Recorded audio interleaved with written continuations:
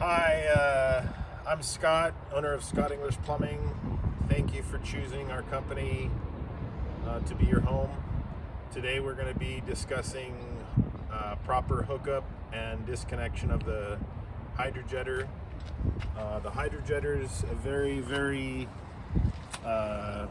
heavy piece of equipment. Fully loaded with the water, it's 5,000 pounds. Very, very important that you take the safety precautions. That's what we're going to be covering today. We're going to cover disconnecting the hydro from the truck, and then we'll reconnect it, and we'll kind of go through the process in reverse. So come on over, let me show you here. As you can see, the first thing you're going to want to do is you're going to want to put down the wheel. Okay, if you pull this latch here, it's going to take the pin out. You're going to be able to slide this rotated 90 degrees. The pin will pop in. You'll hear it pop in. That means it's locked. Okay, very important that this is locked. You're cranking it down. You're holding the wheel.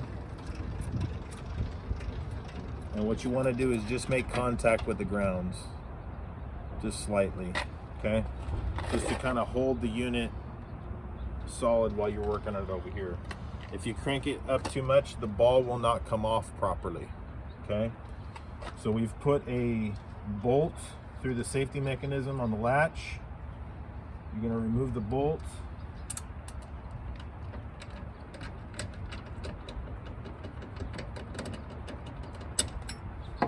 Okay, you're going to pull up on the latch.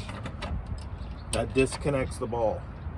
Okay, you're then going to continue to come up with the ball. You're going to see the ball come, you're going to see the hitch, the trailer come off of the ball. Okay, you'll hear it pop off. If you don't hear that, do not keep cranking. This will break, this will bend. Okay, if it's locked up on there, you might have to throw some WD-40 in there, possibly rock it with your foot, get it to pop off. So now we've disconnected the trailer from the ball. We're raising it up. As you can see down here, we've got clearance. Okay, now we're going to disconnect the chains. The chains are always crossed. To take out the slack, what you're going to do is rotate the chain. We've already done that. The slack is perfect. It's about 6 inches off the ground. You're always crossing over the chains. Let's disconnect the other one. Okay. Take these chains, wrap them over the top so it's out of the way. Okay, so we've disconnected the chains. Now we're going to disconnect the safety brake. As you can see under here, it's connected to a little latch. You're going to disconnect the latch. Always make sure the bolt goes back in there. We lose this bolt a lot. There's extra bolts in the unit if you need them. Throw this over the top. Then you're going to disconnect the electrical. Be very careful with this, bringing it out. Okay. As you can see, that little pin right, this little groove here will fit in this little groove on top here. Okay. So that's how that fits in. And it'll just wedge right in there. Okay. Make sure that the lights are working before you leave. Put it back over the top. Now we're disconnected. Now we're going to go over and we're going to put the chocks behind the wheels.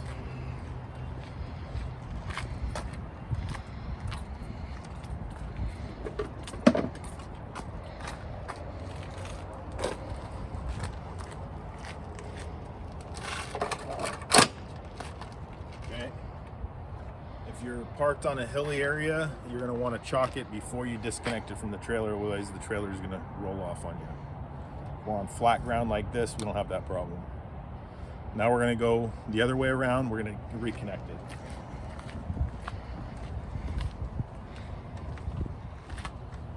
So we've pulled up the trailer. The ball is directly below the hitch of the trailer. We're going to lower it slowly down onto the ball. It's a little off, so we're going to have to push the trailer just a bit this way. Going straight down on the ball, making sure that this latch is all the way up. That's popped on there. You're just going to come up, the wheels are going to come up off the ground just a bit, just as a safety mechanism. We'll raise this up later on. Okay, so the ball's on there. Now we're taking this latch and we're connecting it that way. Then we're going to take the bolt, stick it through there, nut. Okay. Now that's tight. The ball's on there. Let's do the electrical. Remember the groove on top. Fits right in there. Okay.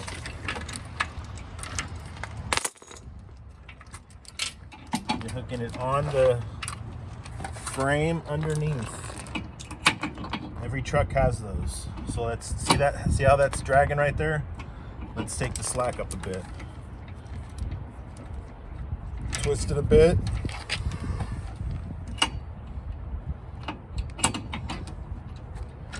Let's do it one more time. Let's do the other one too. It's a little low. Okay, the chains are on there.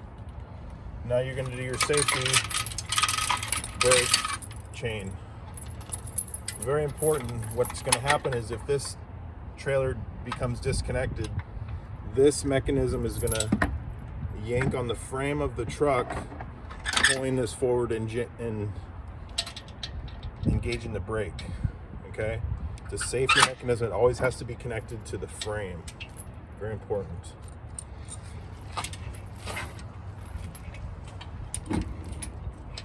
Do not connect it to the chain. Connect it directly to the frame of the body of the truck. Make sure it's tight. Make sure you tighten that and bolt all the way.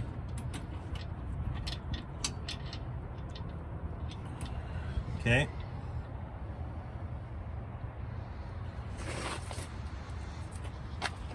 The last thing you're going to do is make sure that you raise this up. The wheels are off the ground a bit. You're going to pull this in. You're going to raise it up. Make sure this wheel is rolled up all the way so it will fit. You're pulling the latch, popping it in, okay?